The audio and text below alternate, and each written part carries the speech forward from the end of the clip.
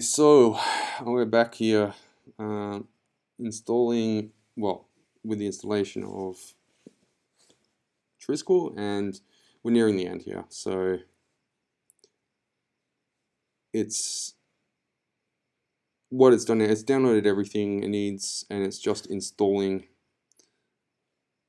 It's basically running all your installation files. Okay, so when we have this thing here, installation has finished. You can continue testing Trisquel.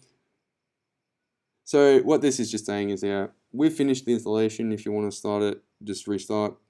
Or if you want to like continue experimenting around and playing around with Trisquel, you can just say continue testing. So we're going to restart now, and what this will do, it will lead us into Trisquel, where we can start using it. So this is what I'm going to be ending this part 2 video once it's all booted, and the Trisquel Linux desktop will come up just like this that we see here.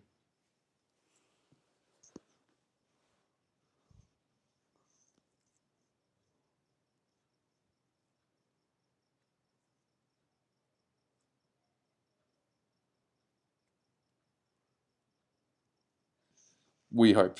If there's any trouble, of course, I'll be going through it. Okay, so we can see that the Trisquel Linux logo has come up. And of course we can see here, oh, yay! We've actually installed Trisquel Linux here.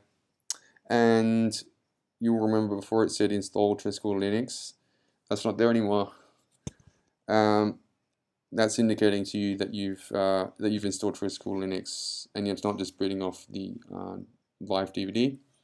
So, yep, you can go exploring, or catch me back in these. And you can also see Dave E's home here. That is also an indication that you're using the hard disk Trisquel Linux versus the Trisquel Linux DVD. So you can keep just mucking around with this here, or you can go and follow the rest of my videos which have come, which will show you how to do various things. So this has been the video on how to install Trisquel Linux. Hope you come back to watch more. Thanks a lot.